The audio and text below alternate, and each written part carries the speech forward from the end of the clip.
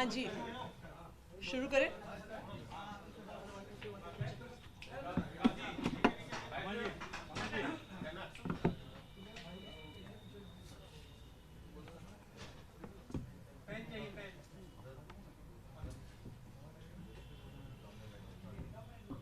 हाँ जी,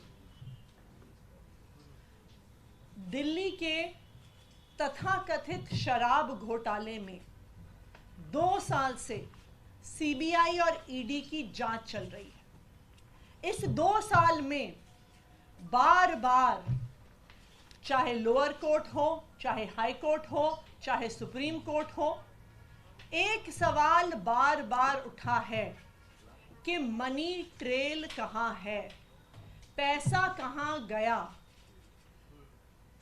ऐसा कहा गया कि शराब कारोबारियों को मुनाफा पहुंचा, बहुत ज्यादा मुनाफा पहुंचा। लेकिन अगर उन्हें मुनाफा पहुंचा तो उन्होंने किसको रिश्वत दी, उन्होंने किसको पैसे दिए? क्योंकि 2 साल की जांच के बाद, सैकड़ों रेड के बाद, हजारों लोगों को क्वेश्चन करने के बाद आम आदमी पार्टी के किसी भी नेता, किसी भी मंत्री, किसी भी कार्यकर्ता के पास से 1 रुपए की भी प्रोसीड्स ऑफ क्राइम की रिकवरी नहीं हुई। आज तक आम आदमी पार्टी के किसी भी नेता के पास प्रोसीड्स ऑफ क्राइम का, इस मनी ट्रेल का 1 रुपया भी नहीं मिला। और ये सवाल बार बार सुप्रीम कोर्ट ने भी कोर्ट में पूछा और अपने आदेश में भी लिखा कि मनी ट्रेल कहां है। अरविंद केजरीवाल जी को 2 दिन पहले इसी तथाकथित शराब घोटाले के तहत गिरफ्तार किया गया। अरविंद केजरीवाल जी की गिरफ्तारी सिर्फ एक व्यक्ति के बयान के आधार पर है। यह व्यक्ति कौन है? इस व्यक्ति का नाम है शरत चंद्र रेड्डी। शरत चंद्र रेड्डी औरोबिंदो फार्मा करके एक बहुत बड़ी दवाइयां बनाने की कंपनियों के मालिक हैं। इनके पास कई और कंपनियां भी हैं, जिसमें से 2 प्रमुख कंपनियां हैं, एपीएल हेल्थकेयर और यूजिया फार्मा। शरत चंद्र रेड्डी जी को भी दिल्ली की एक्साइज पॉलिसी में शराब के कुछ दुकानें मिली, उनको कुछ जोन मिले।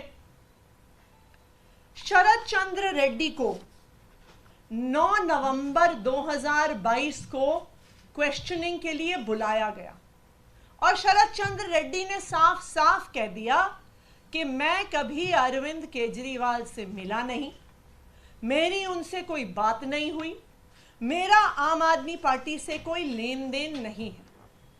जैसे ही उन्होंने कहा कि मैं अरविंद केजरीवाल से मिला नहीं, उनको तुरंत अगले दिन ईडी द्वारा गिरफ्तार कर लिया गया। कई महीने जेल में रहने के बाद एक दिन शरद रेड्डी जी ने अपना बयान बदल लिया। शरद रेड्डी जी कहते हैं कि मैं अरविंद केजरीवाल जी से मिला भी। शरद रेड्डी जी कहते हैं कि मेरी उनसे शराब घोटाले पे बात भी हुई। और जैसे ही शरद रेड्डी ये कहते हैं, उनको जमानत भी मिल जाती है ईडी के द्वारा। लेकिन ये तो सिर्फ बयान है। पैसा कहां है? मनी ट्रेल कहां है? क्योंकि बीजेपी और उनका राइट हैंड इन्फोर्समेंट डायरेक्टरेट तो बार बार कह रहे हैं कि शराब घोटाले में पैसा बना और शराब के दुकानदारों ने इस पैसे को भ्रष्टाचार में, इस पैसे को रिश्वत के तौर पे दिया। लेकिन ये तो शरद चंद्र रेड्डी का सिर्फ बयान है, जिसके आधार पर अरविंद केजरीवाल को गिरफ्तार किया गया है। मनी ट्रेल कहां है? मैं बताती हूं आपको कि मनी ट्रेल कहां है। ये है मनी ट्रेल शरत चंद्र रेड्डी की कंपनियों द्वारा दिया गया इलेक्टोरल बॉन्ड्स में भारतीय जनता पार्टी के बैंक अकाउंट में पैसा।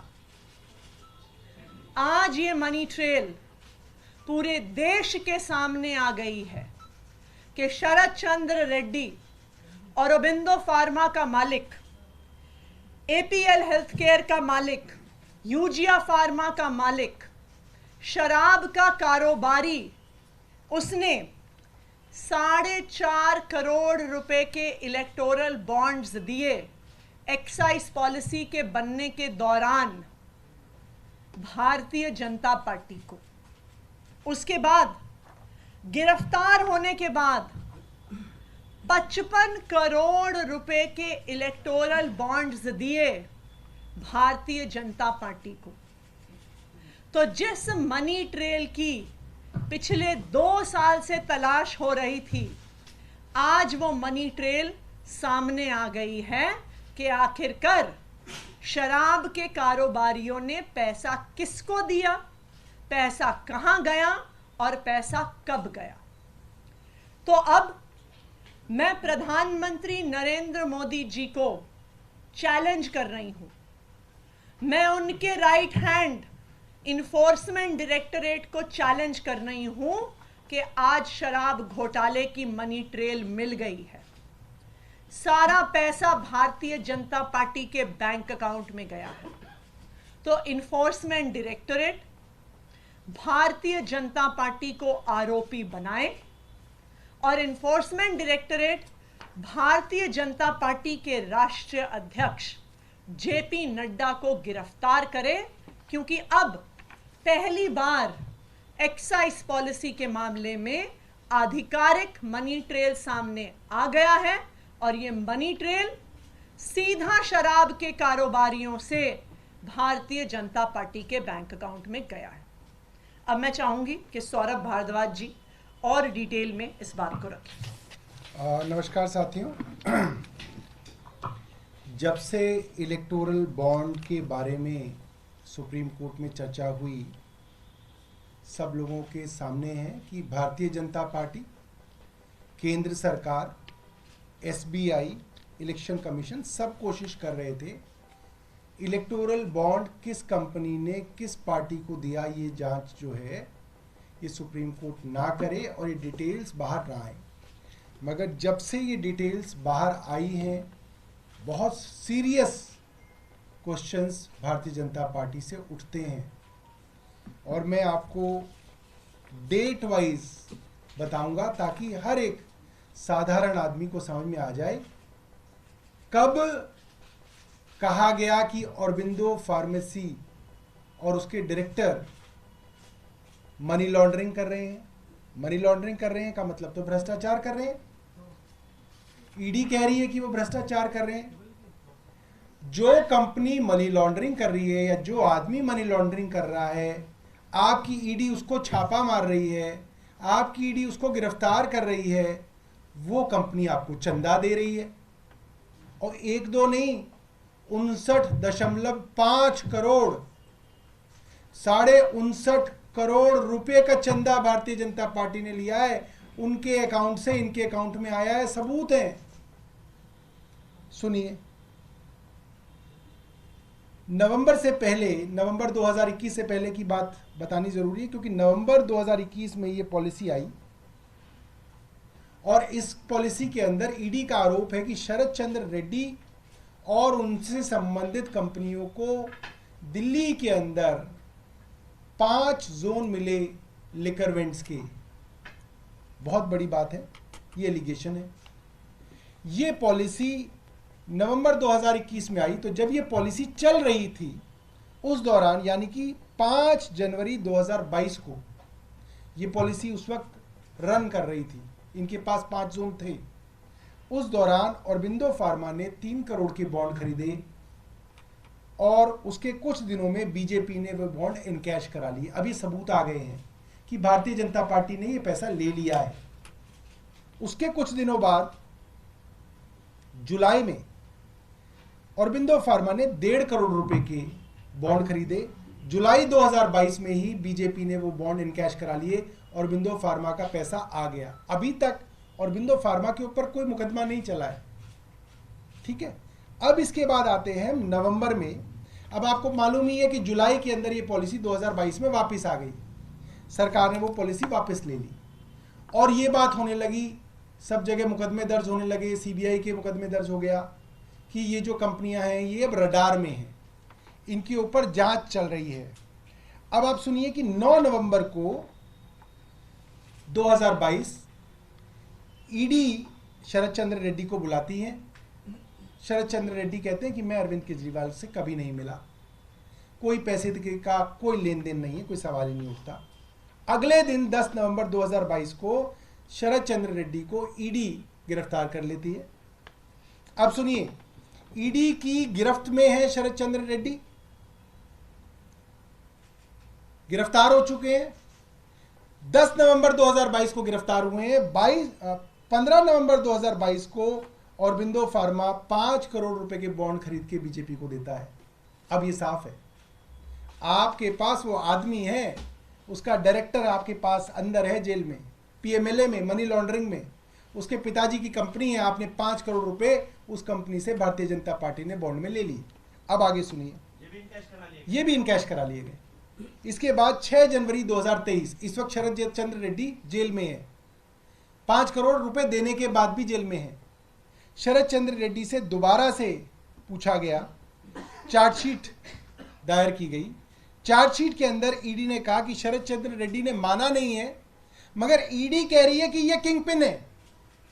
जो कल अरविंद केजरीवाल जी को किंगपिन बताया जा रहा था, वो 6 जनवरी 2023 में शरद चंद्र रेड्डी थे, उनको किंगपिन बताया गया और उनके खिलाफ चार्जशीट दायर कर दी गई और बताया गया ये सबसे बड़े बेनिफिशियरी हैं। जैसे कल अरविंद केजरीवाल जी को बताया कि ये किंगपिन भी है और बेनिफिशियरी भी है, ये शरद चंद्र रेड्डी थे 1 साल पहले।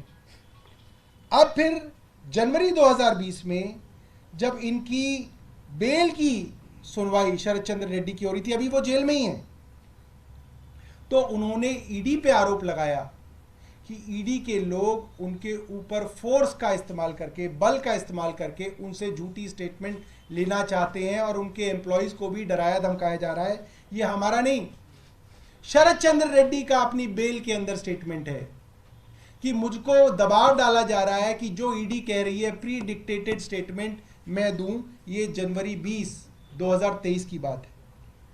अब 6 महीने बीतते हैं, आदमी जेल के अंदर सड़ रहा है, करोड़पति बाप का बेटा, कई बड़ी बड़ी कंपनियों का मालिक जेल में चक्की पीसेंगे। अप्रैल आ गया, अप्रैल के अंदर अब आप देखिए क्या होता है। अप्रैल के अंदर करीब 6 महीने बाद शरद चंद्र रेड्डी स्टेटमेंट दे देते हैं कि हाँ मैंने 100 करोड़ रुपए दिए। 6 महीने बाद, कई बार स्टेटमेंट देने के बाद ये उन्होंने स्टेटमेंट दी। उसके बाद मई में ये मामला हाई कोर्ट जाता है। अब उन्होंने जो ईडी उनके ऊपर दबाव डाल रही थी कहने के लिए, जो कि उन्होंने ही बताया, वो उन्होंने आखिरकार कह दिया। उन्होंने ये बात आखिरकार कह दी अप्रैल 2023 में। अब मई आ गया, मई में उनकी एप्लीकेशन अब हाई कोर्ट के अंदर लगी कि मेरी पीठ में बहुत दर्द चल रहा है। ईडी ने कहा हाँ साहब इनके पीठ में बहुत दर्द है, लिहाजा इनको बेल दे दी जाए। पीठ में दर्द पे हमारे यहाँ ऑफिस से छुट्टी नहीं मिलती, ईडी ने इन्हें बेल दे दी। मिलती है किसी को पीठ में दर्द पे ऑफिस से छुट्टी? आप सब कैमरामैन हैं, सब लोग हैं, पत्रकार यहाँ पे, कौन एडिटर देता होगा? ईडी ने इनको बेल दे दी 8 मई 2023 को। और जैसे ही बेल मिली, पंछी आजाद हुआ। 2 जून 2023 को कहा गया सरकारी गवाह बने शरद चंद्र रेड्डी, मतलब सरकार की शरण में आ गए। अब जब शरण में आ गए तो जैसे जो भी शरण में आता है फिर वो प्रसाद चढ़ाना पड़ता है। फिर आप प्रसाद की कहानी सुनिए। जून 2023 में शरद चंद्र रेड्डी अप्रूवर बन जाते हैं और नवंबर 2023 में जब सरकार को पता है कि ये मनी लॉन्ड्रिंग का आरोपी है, इसने तथाकथित तौर पे 100 करोड़ रुपए की रिश्वत दी, ये जेल में था, उस आदमी से उसकी कंपनियों के थ्रू 3 कंपनी जिनके नाम आतिशी ने बताए, पहली कंपनी औरबिंदो फार्मा और उसकी 2 सब्सिडीज से 50 करोड़ रुपया भारतीय जनता पार्टी ने लिया। 50 करोड़ रुपया छोटा मोटा नहीं है कि कोई 50,000 रुपये डाल गया प्लीज ले लो। 50 करोड़ रुपए के electoral bond Bharatiya Janata party ने शरद चंद्र रेड्डी की कंपनियों से लिए। अब क्या हुआ? ये तो क्योंकि छुपा हुआ था, किसी को पता ही नहीं चलना था किससे कौन क्या ले रहा है, किसी को बताना नहीं था। कानून बना दिया था देश में कि कौन सी कंपनी किससे पैसा ले रही है, कौन सी कंपनी किस पार्टी को पैसा दे रही है। ये कानून है देश का कि किसी को नहीं बताया जाएगा। सुप्रीम कोर्ट ने एक पिटीशन को डिसाइड किया और आर्म ट्विस्ट करके, हाथ मरोड़ के केंद्र सरकार की ये लिस्ट जो है डलवाई। ये लिस्ट डलती है 21 मार्च 2024 परसों शाम को 6:30 बजे, 7 बजे ईडी अरविंद केजरीवाल जी के घर में, 9 बजे अरविंद केजरीवाल जी गिरफ्तार। ये चल रहा है आज इस देश के अंदर। क्यों चल रहा है ये सब समझते हैं, क्योंकि कल 21 तारीख को भारतीय जनता पार्टी की पोल खुल गई। अब ये तो भारतीय जनता पार्टी वाले ही ये पाठ हमें इतने दिनों से पढ़ा रहे हैं मीडिया वालों को कि अगर पैसा पॉलिटिकल पार्टी के पास आ जाए तो वो भी आरोपी बनती है। ये तो भारतीय जनता पार्टी के ही सारे के सारे जो है प्रवक्ता हमें 1 साल से समझा रहे हैं। संबित पात्रा जी, वो जो है भाटिया जी, एडवोकेट साहब, स्मृति ईरानी जी, तो अब आतिशी जी ने बता दिया। 59.5 करोड़ रुपया इन कंपनियों से भारतीय जनता पार्टी को मिला है। स्टेट बैंक ऑफ इंडिया ने बताया है, इलेक्शन कमीशन की वेबसाइट पे पड़ा है, कोई सबूत की जरूरत नहीं है। जिसमें 55 करोड़ रुपया वो है जब वो आरोपी बन गया था, जब भारतीय जनता पार्टी की केंद्र सरकार को पता चल गया था और पूरी दुनिया को पता चल गया था कि वो मनी लॉन्ड्रिंग का आरोपी है। उसके बाद भी इन्होंने उससे 55 करोड़ रुपए ले लिया। तो जैसा कि आतिशी जी ने कहा, इस मामले में क्योंकि मनी ट्रेल सीधे तौर पे भारतीय जनता पार्टी में जा रही है, प्रोसीड्स ऑफ क्राइम सीधा सीधा भारतीय जनता पार्टी तक पहुंच रहा है, लिहाजा भारतीय जनता पार्टी को इसी केस में आरोपी बनाना चाहिए। और जिस तरह से अरविंद केजरीवाल जी को गिरफ्तार किया गया, क्या कहा है कि भाई जिस पार्टी को फायदा मिला उसके एक कन्वीनर है। तो अब भारतीय जनता पार्टी को फायदा मिला, उसके कन्वीनर कौन है आप जानते हैं। उनको भी भाई ईडी जो है उनकी भी सेवा करे, सिर्फ अरविंद केजरीवाल जी की नहीं।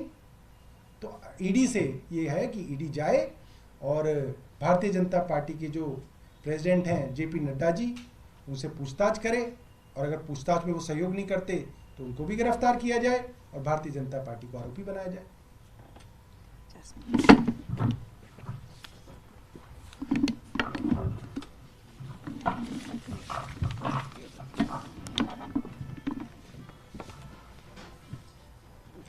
आज जो गंभीर तथ्य और प्रूफ, मैं ये एलिगेशन की नहीं बात कर रहा, आज जो प्रूफ देश के जनता के सामने जो बाहर आया है, इससे ये साबित हो गया है कि शायद भारत के इतिहास का सबसे बड़ा पॉलिटिकल स्कैम बीजेपी ने किया है। इतना खुलेआम, इतना open and shut case of political corruption शायद ही भारत के इतिहास में कभी प्रूव किया होगा, जो आज आम आदमी पार्टी ने इस प्रेस वार्ता के माध्यम से प्रूव किया है। सारे तथ्य देश की जनता के सामने रखे हैं। भाजपा पिछले 2 साल से क्या कहती आ रही है, ये तो कानून के तहत ये सारी चीजें हो रही है, कानून सबके लिए समान होता है, आम आदमी पार्टी कानून के हिसाब से चले। आप अपने मन में केवल एक सवाल पूछिए कि अगर ये सारा पैसा शरद चंद्र रेड्डी ने आम आदमी पार्टी को दिया होता तो क्या आज आम आदमी पार्टी के लोग बाहर होते, या एक के एक सारे 40, 50, 100 नेता सारे जेल के अंदर होते। और अगर यही प्रमाण आम आदमी पार्टी के साथ लागू होता है तो भाजपा के साथ क्यों नहीं होना चाहिए। खुले आम वसूली हो रही है, केवल और केवल पॉलिटिकल कॉन्स्पिरेसी नहीं है ये कि आम आदमी पार्टी के नेताओं को अंदर डाले। एक तीर से 2 निशाने हैं यहां पर, यह समझने वाली बात है। भाजपा ने शरद चंद्र रेड्डी को सबसे पहले ईडी के माध्यम से पकड़ा। इनकी ईडी की चार्जशीट खुद कहती है कि शरद चंद्र रेड्डी सबसे बड़े किंगपिन और बेनिफिशियरी है इस कथित शराब घोटाले के, और चंद ही महीनों में जो सबसे बड़ा किंगपिन है वो स्टार अप्रूवर बन जाता है, इस केस का प्राइम विटनेस बन जाता है, और उसके चंद महीनों बाद कुल 12 महीनों के अंदर जो करीबन 60 करोड़ की वसूली हुई, तो मतलब भाजपा का स्टार डोनर भी वही शरद चंद्र रेड्डी बन जाता है। ये सबसे इंपॉर्टेंट चीज है कि, और भाजपा को कभी भी यह संदेह नहीं था कि यह चीज बाहर आएगी। ये तो भगवान की कृपा है कि सुप्रीम कोर्ट के माध्यम से ये सारी चीजें बाहर आई, और ये बाहर नहीं आने वाली थी। आप ये मान के चलिए कि केवल यहां पे मनी लॉन्ड्रिंग का पैसा भाजपा तक नहीं पहुंचा है, इस मनी लॉन्ड्रिंग के ट्रेल को छुपाने की भी हर संभव प्रयास किया गया। एसबीआई भाजपा के पीछे खड़ी हो गई, देश का finance secretary, finance department, finance minister, RBI, election commission of India, तमाम एजेंसियां भाजपा के पीछे खड़ी हो गई कि नहीं साहब, हम इलेक्टोरल बॉन्ड का डेटा तो बाहर नहीं आने देंगे।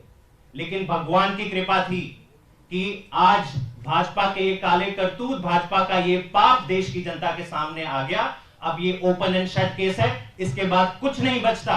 देश के सामने आज भाजपा बेनकाब हो गई है कि आप कैसे केवल और केवल एक नकली मुकदमे में आपने अरविंद केजरीवाल जी को बंद किया है, और उसके सामने, उनके सामने जो एक प्राइम विटनेस का स्टेटमेंट आपने कोर्ट के सामने कल जो रखा, जिसके आधार पे इनकी रिमांड की एप्लीकेशन आपने दर्ज करी, वो प्राइम विटनेस और कोई नहीं है, भाजपा का प्राइम डोनर है। धन्यवाद।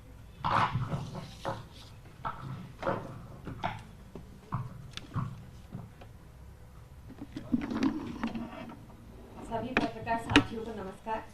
Almost everything has been said before me by our Minister Atishi ji, Saurabh ji and Jasmine Shah ji. तो जो हमारे केस में कहीं भी नहीं था, फिर भी भाजपा के प्रवक्ता लगातार आकर बार बार बोल रहे थे कि प्रथम दृष्टिया हमारे खिलाफ सबूत है। बार बार आकर बोल रहे थे कि एक साउथ लॉबी है, साउथ लॉबी है जिसको पैसा दिया गया। अब जैसा सौरभ भाई ने और आतिशी जी ने और जैस्मिन शाह जी ने मुझसे पहले बताया, पूरी डेट्स के साथ बताया कि कैसे भाजपा ने लगातार चंदा लिया ये शरद चंद्र रेड्डी से, जो साउथ लॉबी माना जाता था, जिसके जो अप्रूवर बन गए केस में, जिसकी गवाही पर अरविंद केजरीवाल जी को 6 दिन की रिमांड पर भेजा गया।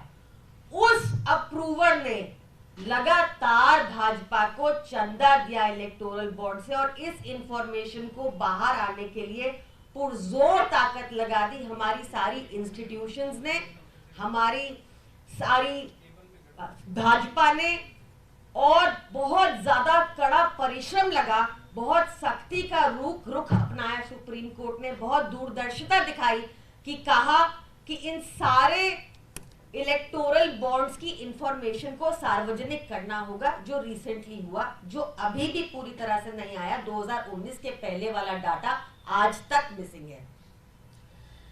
प्रथम दृष्टिया जो भाजपा को हमारे केस में दिख रहा था, वो फाइनल दृष्टिया अब आपको दिख जाएगा शरद चंद्र रेड्डी के केस में, जिन्होंने मोटे चंदे देकर भाजपा को बेल भी प्रोक्योर की, अप्रूवर भी बने। ईडी ने भी हाई कोर्ट में उनकी बेल पर कोई आपत्ति नहीं जताई, और ये बहुत बड़ी बात है। आपने देखा होगा ईडी कैसे बड़े बड़े मामलों में आप बार बार अपोज करती है बिल को, और उनकी ऑपोजिशन की वजह से बेल नहीं ग्रांट हो सकती, क्योंकि पीएमएलए की प्रोविजंस इतनी स्ट्रिंजेंट है। बट ईडी ने इस केस में बैक पेन पर ही, लोअर बैक पेन पर ही रेगुलर बेल दे दी।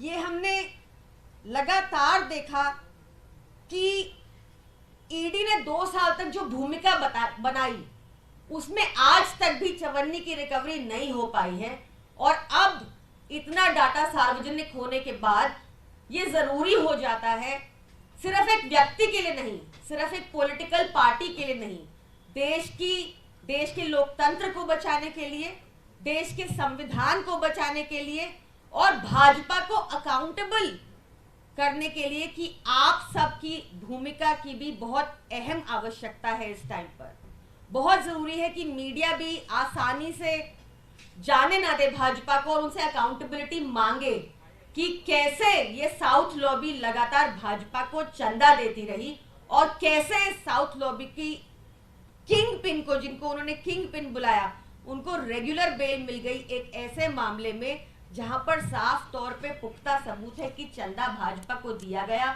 और कैसे हमारे नेता आज तक जेल के अंदर है जबकि एक चवन्नी की रिकवरी भी नहीं हुई।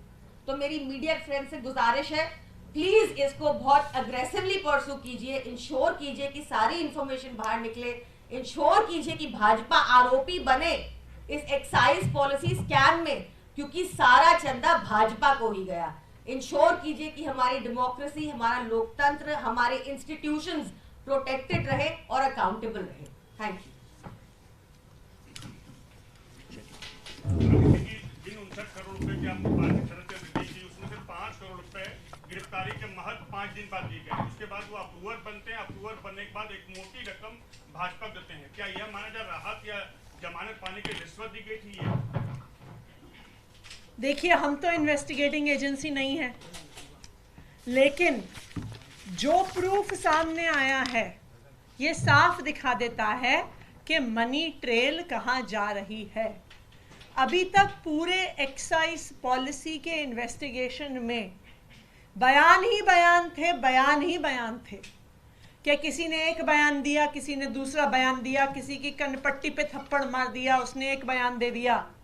लेकिन आज पहली बार मनी ट्रेल का प्रमाण सामने आ गया है और साउथ लॉबी की शराब कारोबारियों का पैसा भारतीय जनता पार्टी के बैंक अकाउंट में गया है। ये बयान नहीं है, ये प्रमाण है, ये मनी ट्रेल है, ये प्रोसीड्स ऑफ क्राइम है जो भारतीय जनता पार्टी के बैंक अकाउंट में गया है। ये ओपन एंड शट केस है और अब भारतीय जनता पार्टी को एक्साइज पॉलिसी इन्वेस्टिगेशन में आरोपी बनाना चाहिए ईडी को, और उनके राष्ट्रीय अध्यक्ष जेपी नड्डा जी को तुरंत गिरफ्तार करना चाहिए।